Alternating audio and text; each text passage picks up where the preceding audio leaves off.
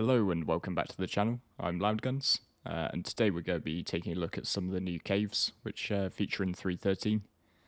So, bit of a word of warning, I guess, to start with. I mean, happiness equals expectations minus reality. So if you're holding out hope that 3.13 is going to be this sort of amazing new patch full of fantastic new things to do, I'd just sort of encourage you to tone that down a little bit. I think it's part of the fact that CIG have tied themselves to these quarterly patch release cycles, and sometimes there's not going to be an awful lot of content to come out in 3 months. And I think 3.13 is going to go down as one of those patches. So there's not a huge amount of actual gameplay added from what I've seen so far. I am more than willing to be proven wrong in the slightly longer term. But from what I've seen so far, so there's not really any big revolutionary changes. So I think a lot of the gameplay loops that we're actually playing through day to day, a lot of those are going to stay the same. What there is though is there is a number of cool little incremental changes. So I think these caves are part of that. Sort of like the caves that we had were fairly samey, and this just expands the amount of stuff we have around them. We've got some new delivery missions. We've got some new stuff for new starters to do, I think, and that's good. Sort of particularly, sort of it's not just all combat focused, and that to me is sort of part of Star Citizen that combat is just one career profession that you can follow. Another good addition is the reputation visualization.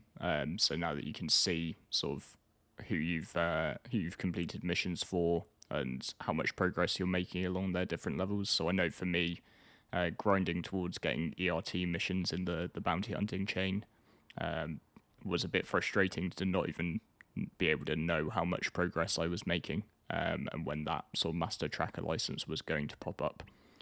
So that's good, and something we'll definitely be testing a bit further down the line. So with all that said, I guess we'll head off cave diving. If by the end of the video you think I've earned it, then I'd really appreciate a like on the video, a subscribe. But yeah, let's head on out. So one of the first things to look to do is take one of these investigation missions, and they now come with a guide as to whether the cave can be accessed on foot or whether it's sort of via a medium ship or smaller. Some say about how you can go there in a ground vehicle. So if you just take one of those, it will then give you the spot on your HUD where you're aiming for. I know some people have been able to just find them by flying over the surfaces of places like Aberdeen, using the scanner sort of to look for some of the small minerals that are in there. And that is one way to find them. I guess you can visually go and look for the sinkholes to get in, but these investigation missions are just sort of a quick way to give yourself a compass point to work towards. The one downside is that they can't be quantumed to, much like the sort of cave missions in earlier patches. So this time I've managed to come out of QT just a couple of 100 kilometers away from the cave entrance, but I'll cut the video ahead to when I'm closer to the cave. I don't think you need to sit through me flying along to try and get there. So now we're within 1,000 meters. You can sort of see that it's a sinkhole entrance. And what's interesting, I've brought my prospector along because I'm interested to see from a mining perspective if there's anything worthwhile getting here, and I can already see some mineable rocks, which is a good sign. Filled me with a little bit of hope. So you can carefully sort of head down into these caves, and I'll try and get to this one, give it a scan, and see that it's got just over 24% Quantanium in it. So being able to find Quantanium on Aberdeen, sort of previously none of Hurston's moons had Quantanium spawns. So yeah, at this point I was quite excited about the potential for caves. Gave it a scan, nothing came up, so some of the more sharp-eyed amongst you will have already noticed what I was missing. And that specifically was the purple outline around this. So these actually seem to be a new type of rock spawn, ones that you can just extract straight away. And these sort of litter the outside of this cave, so there's quite a few of these to go ahead and pick up. The one downside, though, is... Well, no, sorry, there are a number of downsides. But one of the downsides is that these are sort of a huge variety of materials. And obviously at 8 mass, they are absolutely tiny. So, yep, you can sort of come here and just quickly scoop up a load of these rocks. But as you'll see, this is barely even getting my prospector's cargo to register.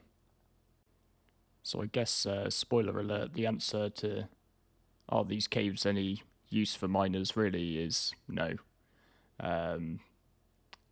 They have these deposits, they have some deposits for mining with the rock, and when you go further in, so these cave mouths are sort of a place where you can land your ship, but pretty quickly it gets too narrow for you to do anything but go on foot.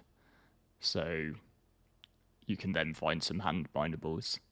So once we factor in that it takes you a lot longer to get there than to other mining spots, because you can't QT jump to these, and the fact that what's here isn't particularly valuable, I don't think that these are going to become a mining spot at all. Certainly not one to rival the mining spots that we already have.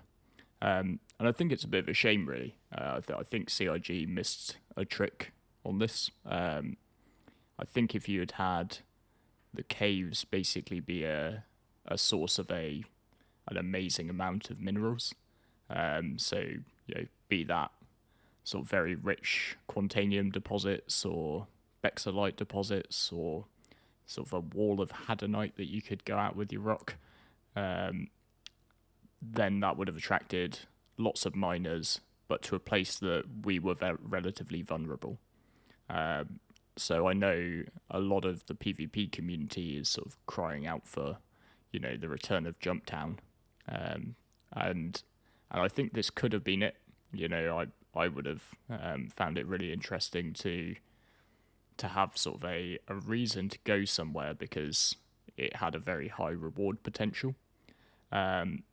But in a way where I had to work with other players to organise protection, have people circling the entrance to the cave while the mining crews get in there, maybe have some transport guys to ferry whatever we'd mined back, and then undoubtedly run into some pirates, some criminals, some PvPers who could have come and tried to disrupt what we're doing and stop us profiting, and maybe try and rob our cargo off us. And yeah, I think unfortunately that's just a bit of a missed opportunity. I don't want to be too negative though, because these caves do look fantastic, and they are a great iteration on what we have already. It's just that they don't add a huge amount of gameplay. They don't give us that new mining spot that I personally was really hoping for. But a number of these patches are going to be foundation for future gameplay. So we can't complain too much, I don't think. One area where they have given us additional gameplay, centered around these caves in particular, is these new bounty missions, clear criminal nests, where you have to go and either kill one particular target or take out the whole crew. So this is a good opportunity to go and sort of explore some of these caves, the deeper levels on foot. They're quite like the bunker missions, so some people have pointed out that they're basically just another bunker. But I think, again, it's these sort of iterations which ultimately are going to leave Star Citizen feeling quite full as a game. I mean, either the hitboxes need some work or my aim does, but my name's Loud Guns, not Accurate Guns, so don't judge me too much.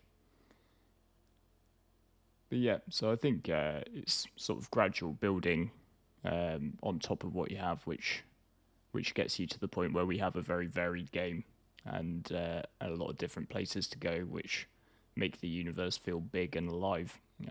So some of these changes are going to feel small patch to patch, undoubtedly. So thanks very much for watching. If this was interesting for you, then please consider subscribing to the channel. I'll keep trying to put out stuff on Star Citizen as I find it. And if you're looking for people to play together with, because Star Citizen is much better with friends, in my experience, then the link to our Discord is in the video description down below. So please feel free to come and say hi. Right, with that said, I will see you in the next one. Thanks.